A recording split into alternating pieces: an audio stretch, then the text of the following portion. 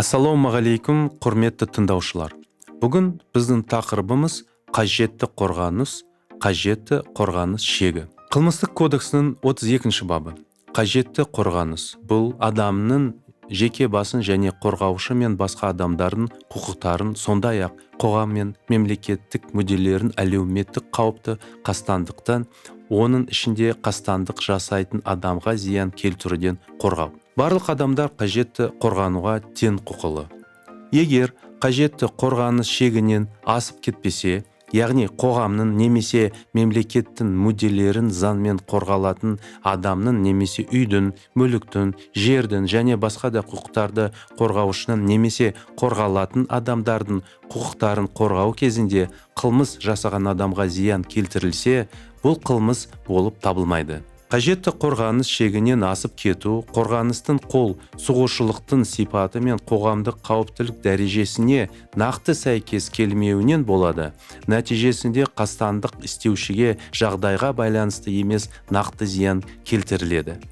Мұндай шектен шығу қылмыстық жауапкершілікке қасақана зиян келтірген жағдайға ғана болады.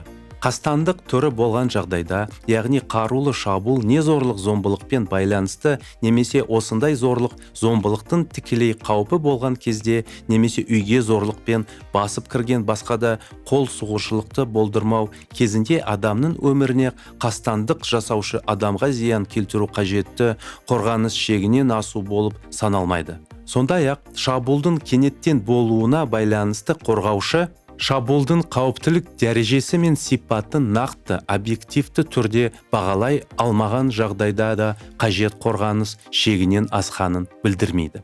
Қажетті қорғаныс күнделікті тұрмыста өзін-өзі қорғау. Сондай мысал, түн ішінде көшеден естілген шу естілді. Терезеден қараған Иванов үйдің бірінші қабатындағы өзі жұмыс істейтін дүкенге әлде кімдердің кірмек болып жүргендерін байқады. Ол жүгіріп төменге түсті. Дүкен алдында Иванов арақ пен азық-түлік ұрлаған екі жас өспіріммен соқтығысып қалды. Жас өспірімдердің бірі дереу қаша жөнелді, ал екіншісі Ивановқа темір таяқты серпіп қалды. Ол таяқты ұстап үлгерді де, екі қолымен басын бүркеп құлап бара жатқан баланы ұра бастады. Иванов жас өспірімді есінен танғанша таяқпен ұрды және аяғымен тепкіледі. Жас өспірім алған жарақатынан қайтыс болды. Әлбетте, бұл жерде заңды қорғаныс ретінде басталған Ивановтың әрекеті қастандыққа ұласты. Ивановтың әрекеті қасақана кісі өлтіру деп бағаланды. Қажетті қорғаныс қазіргі уақытта бұзылған заңды мүдделерді қорғауға қызмет етендіктен шабуылдаушыға зиян келтіру әлеуметтік қауіпті қастандықты жоюдан қажетті нәтижесі ретінде қарастырылады. Қажетті қорғаныстың уақытылы идеясы осында жатыр. Мерзімнен бұрын және кешіктірілген қорғаныс заңдылығын жоғалтады және қылмыстық кодекстің тиісті бабына сәйкес квалификациясына тән. Егер қорғанушы жекпе-жек тәсілдерін меңгерген болса, немесе кәсіби спортшы болса, онда жауапкершілік жоғарылай ма?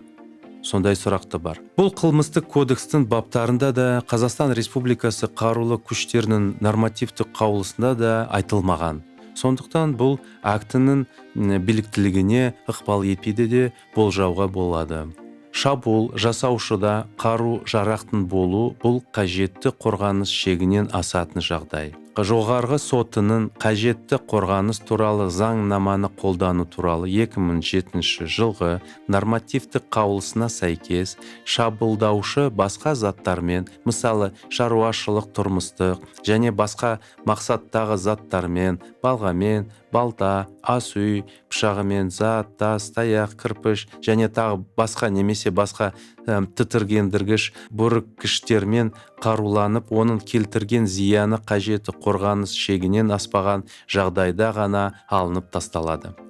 Заңнамада қателік туралы ештеңе айтылмаған. Демек, бұл мәселені әр жағдайда сот жеке шешеді.